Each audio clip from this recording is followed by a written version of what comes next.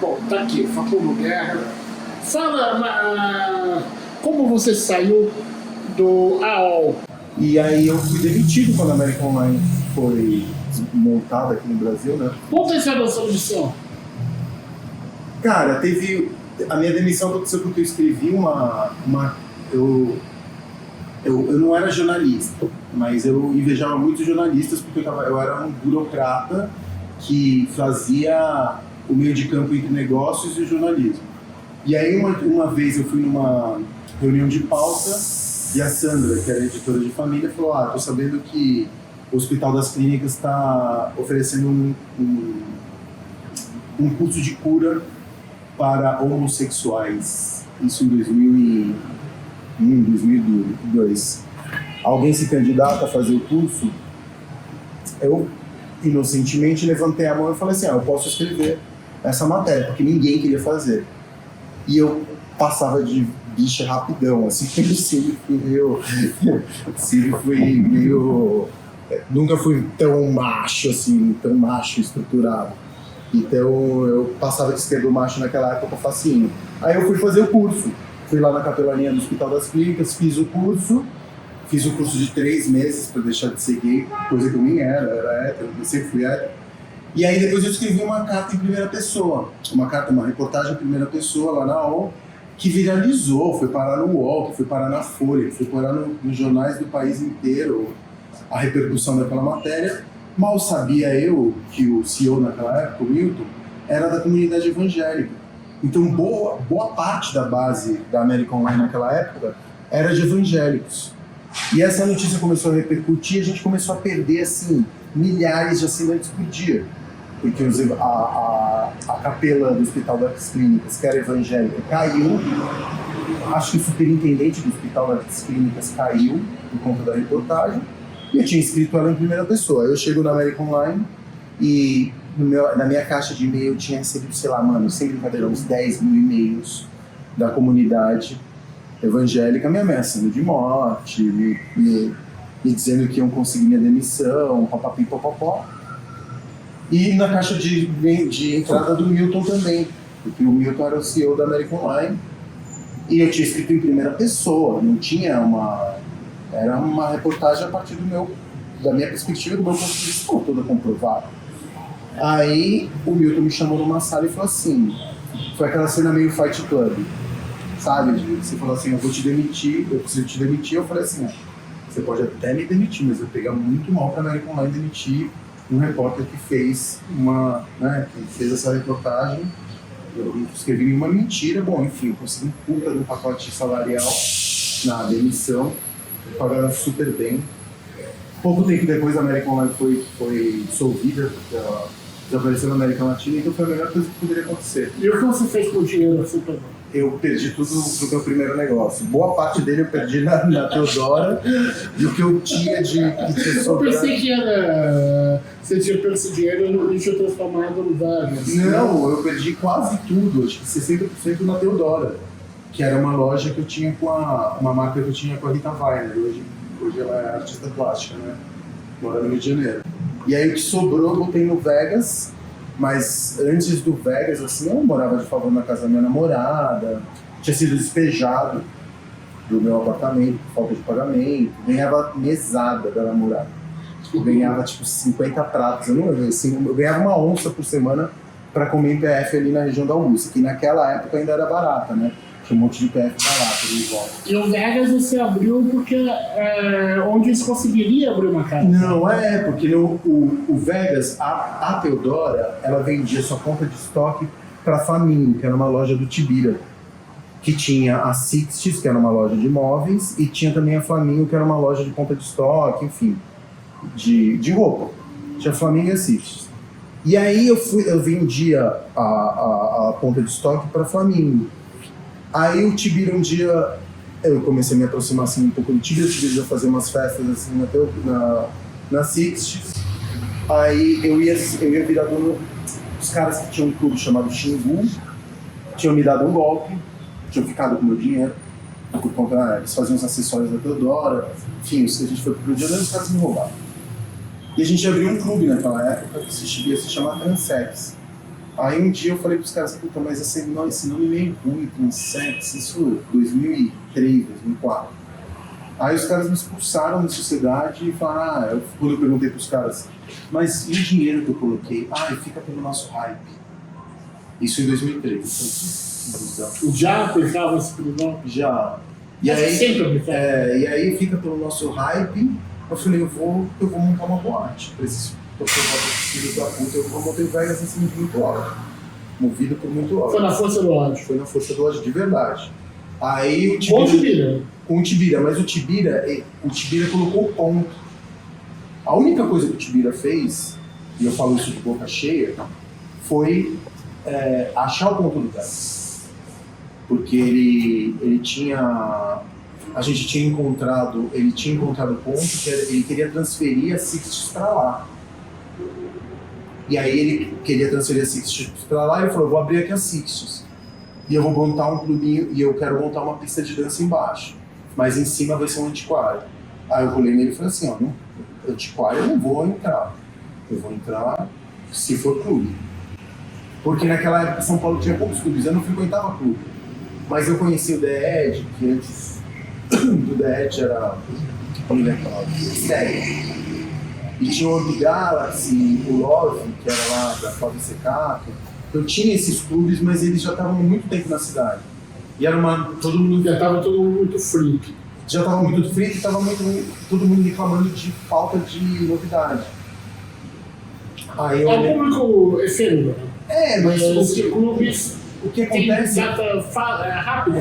O que acontece é que o Vegas, ele trouxe uma inovação que na época, clube, a exceção do Love, que tinha noites segmentadas, ele tinha uma noite de funk, uma hora, segundas-feiras. Mas os clubes, por exemplo, The Edge, o Upgas, tocavam só um tipo de música todos os dias. E eu acho que o Vegas teve por inovação já logo no começo, terça era jazz, terça era hip hop, quarta-feira era jazz, quinta-feira era rock, sexta-feira era uma noite pras bichas, sábado era a noite dos fritos. Então ele segmentava bem as noites, sabe? E atendia vários tipos de públicos, porque música eletrônica no começo assim, dos anos 2000, ela estava começando a ficar um pouco, se hibridizar com outros gêneros musicais. E eu acho que o público da música eletrônica começou a ir para festas em lugares abertos. Ir para hip hop.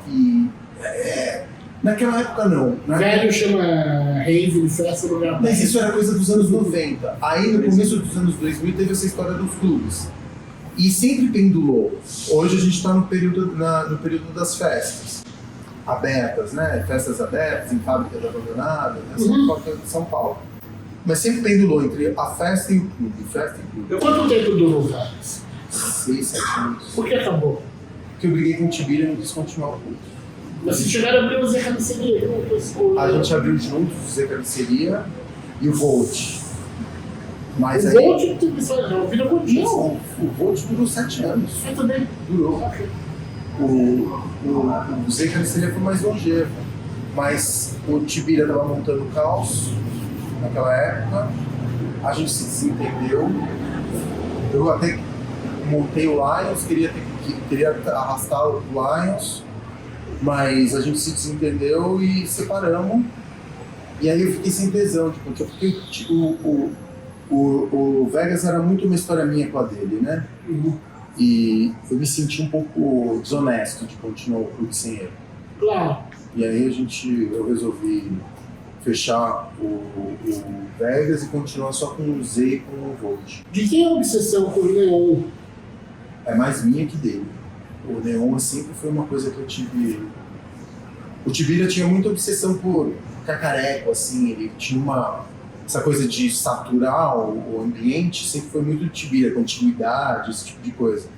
Mas o Neon era mais meu do que dele. A gente era bem complementar. Tibira tinha muito essa estética dos anos 50, eu já carregava mais uma estética dos anos 80, ele gostava muito de rock, eu gostava mais de hip hop e música eletrônica, e música clássica e jazz, então a gente tinha gostos bem complementares. Assim, o Tibira era bem personagem, eu era mais low profile, eu sempre fui muito da produção, o Tibira era mais da conexão, o rolê de conhecer todo Deu mundo na certo por noite. bom tempo. Deu um certo E aí por não bom deixa de ser uma vitória.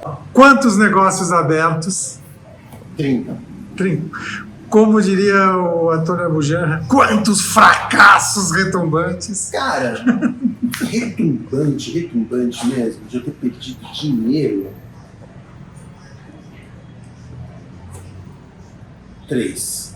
Pô, tá melhor que o Antônio Não, Abujanra. assim, por exemplo, o Mirante 9 de Julho, ele nunca recuperou dinheiro, mas ele me trouxe capital social, capital político, foi através dele que eu consegui chegar no Haddad e num poder que eu jamais acessaria por ser dono de bar. Dono de bar é visto como mafioso, né?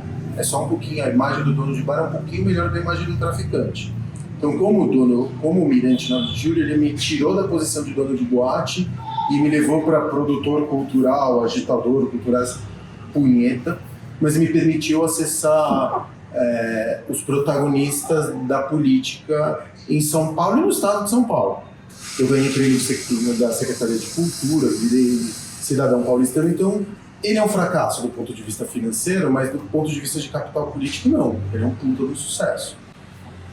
Teve o que me deu o Lina, por exemplo, que era um café horroroso. Eu nem participei da confecção do café. O café era podre.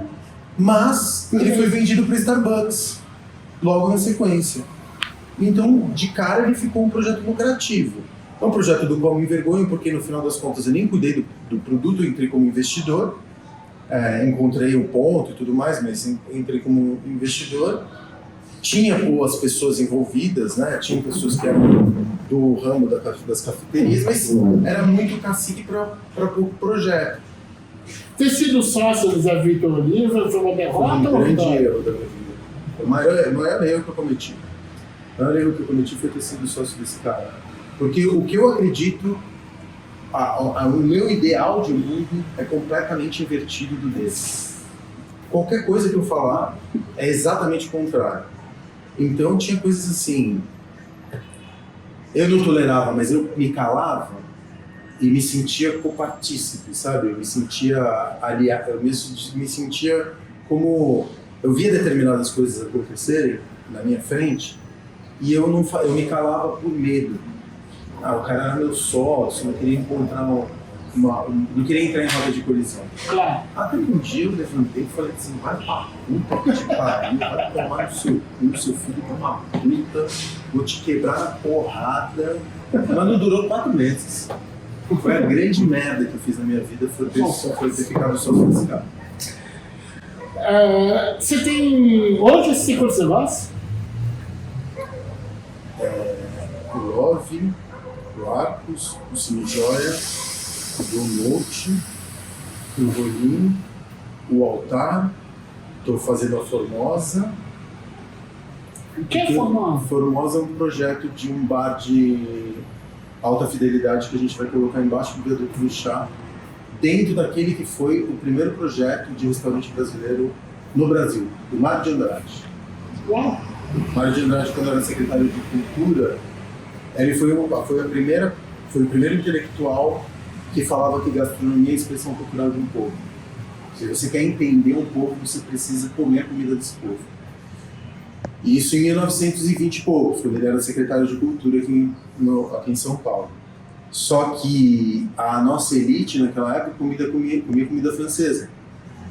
E o que era a comida do povo? Era feijoada, era virado, era cuscuz, feijão tropeiro, que era comida de gente recém-liberta da escravidão, né, que tinha acabado de sair da escravidão no final do século XIX, né? Em 1890. Então a gente estava falando de 30 anos de distância da escravidão, desse período pesado, desse holocausto que a gente teve no Brasil. Então a nossa elite nem chegava perto da comida brasileira. O que ele faz? Ele chama um chefe francês de um hotel em Paris, traz ele e joga um raio gourmetizador na feijoada. Fala assim, ó, pega a feijoada e usa a técnica francesa para apresentar essa feijoada para o nosso povo, para a elite. Uhum. E aí ele ia montar dentro do que é a da Galeria Formosa, que fica embaixo do viaduto do chá, que é uma galeria feita de mármore Carrara, assim, piso, teto, parede, uma loucura. uma arquitetura meio fascista da década de 30, que ela é um pouco posterior muito parecida um pouco com a prefeitura, com aquela coisa da arquitetura fascista, sabe, que tem na prefeitura. Ele ia montar o primeiro restaurante de comida brasileira no Brasil. Só que aí o projeto foi engavetado, esse lugar ficou na mão da Secretaria de Cultura, nunca teve logrador público, nunca teve um endereço e ficou perdido, foi fechado por mais de 100 anos, nunca teve atividade dentro do lugar. Fica em frente da Fonte dos Desejos, ali na entrada do Bar dos Arcos, depois você tem a estátua do Carlos Gomes, a Fonte dos Desejos fica 10 passos da Fonte dos Desejos. É enorme isso? Agora a gente está nos órgãos de proteção, no Condefar, no Compresp, no IFAM, pedindo autorização para começo de obra, mas está tudo pronto. Quem fez o projeto foi a Acústica e Sônica, que fez a Sala São Paulo e o Teatro Cultura Artística. Formosa 7, o que mais? Estou esquecendo de algum, provavelmente. Aí que eu tenho o Riviera e o Orfeu e o Infine, eu tenho relações tangenciais. Eu nunca tive um restaurante, eu nunca fiz um restaurante. Um restaurante mesmo. Eu sempre montei bar. Um bar, a coquetelaria, a cozinha é coadjuvante, né? Não necessariamente. Tudo bem, mas é difícil você ter um empratado num bar. Você não tem você tem um serviço de comida que você vai colocar mais energia. Se você tentar colocar a mesma energia que se você se propõe a ter um bar, você coloca energia no bar, dificilmente você vai conseguir colocar o mesmo montante de energia no restaurante, na cozinha, pela minha experiência. Até para você comunicar com as pessoas. O que é isso? É um bar ou um restaurante? Se as pessoas são um bar, as pessoas vão com um propósito. Se é um restaurante, as pessoas vão com o outro. Bar e restaurante fica na metade do caminho e normalmente não faz nem bem um nem bem o outro. Eu não sou um cara muito refinado do ponto de vista gastronômico. Eu não bebo para começar. Eu como qualquer coisa. Eu não tenho refinamento estético. Entendi. Eu não tenho mesmo. Mas eu não tenho, eu admito isso. Mas eu sou bom contador de histórias. Sim. Então, você sabe montar um palco. Eu sei montar um palco. E eu nunca disse que eu era o melhor restauranteiro. Mas eu sou bom montador de palco. Eu acho que essa é a minha verdade, entendeu? Você pode pegar o melhor drink que você tem em São Paulo. Você vai tomar um drink melhor drink do Boca de Ouro, ou do Tantã. Você toma esse drink no Tantã, no Boca de Ouro, ou você toma na Calçada, ou você toma na Cracolândia, esse drink vai ter um sabor diferente. Porque qualquer experiência sensorial é sinestésica. Ela não vai só pelo paladar. O que eu quero dizer com isso é o seguinte, eu não tenho a pretensão de vender o melhor. Nem quero, eu nunca tive essa neurose de ser o melhor. E eu acho que tem muitos que são melhores do que eu faço em alguns lugares. E melhor não existe. Existe, tem uma coisa que é uma perspectiva subjetiva que está completamente cruzada por dinheiro, por puxação de saco de crítica. Mas tem que ser coerente. Mas coerente, o que eu quero vender é o que os gringos chamam de bang for the buck. É isso que eu quero vender. Eu quero que você vá para o Bar dos Arcos e saia de lá com uma memória. Compara o que era o Love Story com a casa de Sabrina. Então, mas o Love Story era um lugar que era muito caro para homens como eu, héteros, cis, de 50 anos. Era um lugar onde todo tipo de crime acontecia. E era importante. Mas você podia comprar uma droga barata. Você podia comprar cocaína, você podia comprar puta, você podia comprar uma traição e falar que você estava no Love Story ali só dançando. Tudo isso você tinha e teve seu momento histórico. Eu não critico o Love Story, eu falo, que lugar de merda. Não, eu fui no Love. Achava o Love do caralho. Eu não gostava do som.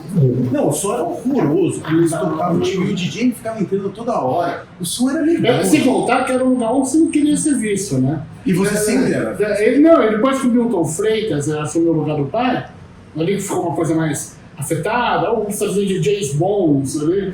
O DJ falava, boa noite, Facundo Guerra entrando aqui, puta que pariu, eu não quero ser denunciou, cara. E ele falava só o nome das conhecidas dele e das celebridades que entravam ali. Sim, então, eu morri de vergonha. Então, é uma coisa... Faltou falar um número do apartamento onde eu morava. Só isso que faltava. No telefone.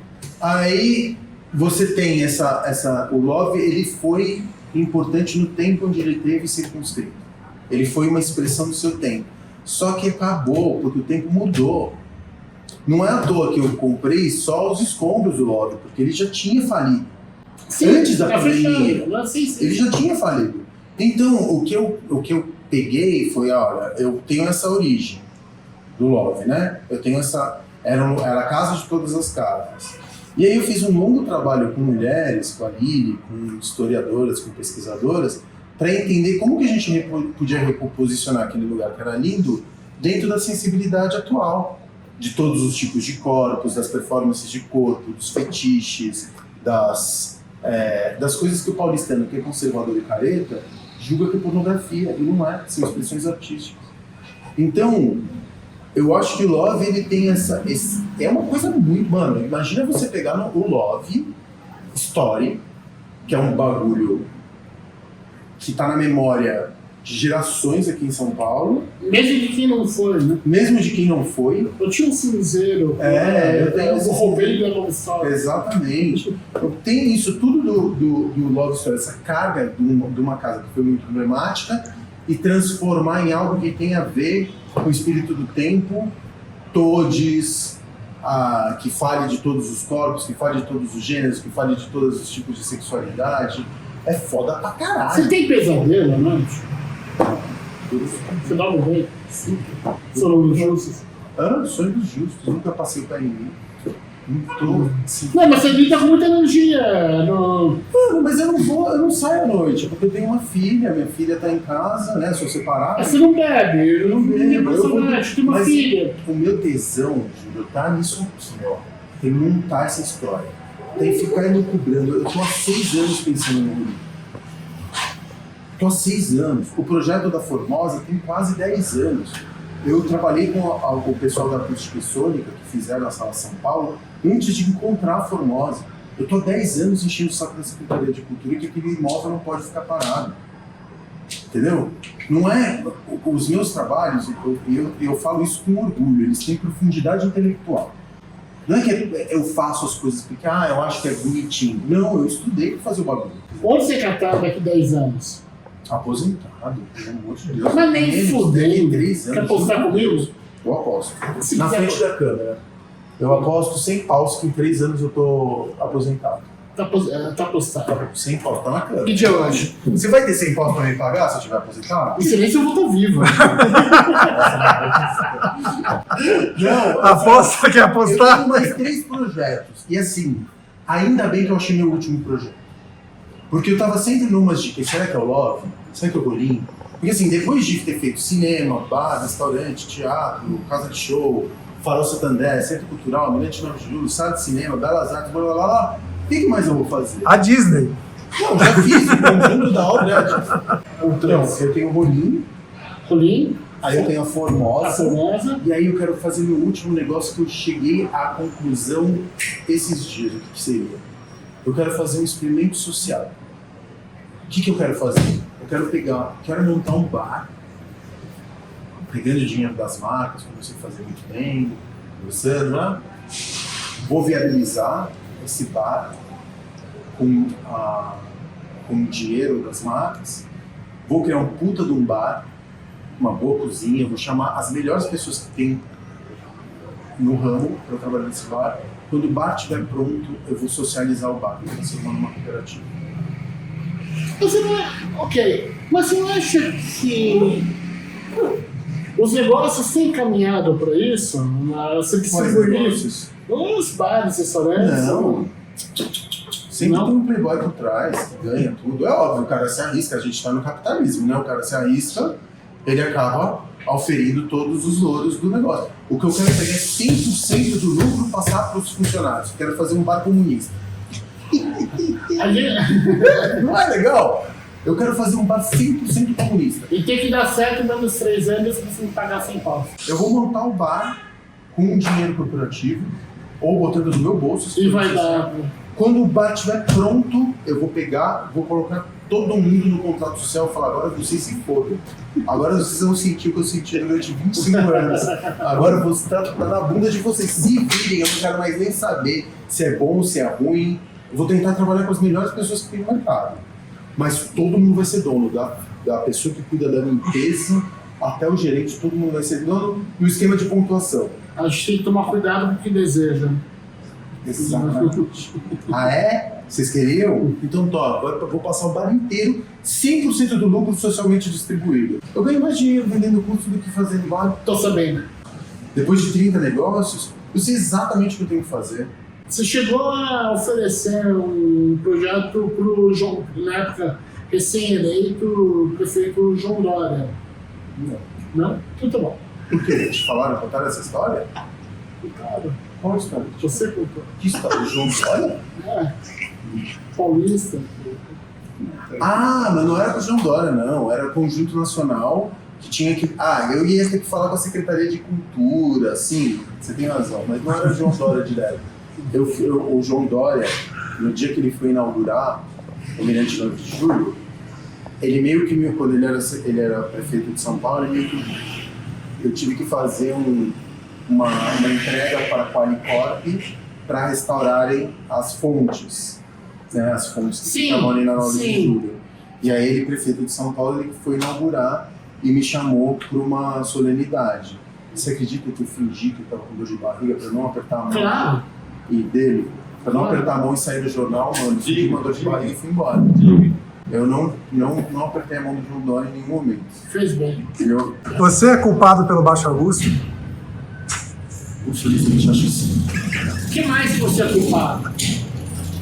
Pelo raio gourmetizador de São Paulo. Eu sou o inventor do raio gourmetizador. Eu que inventei o raio gourmetizador e o Baixo Augusto. Eu sei.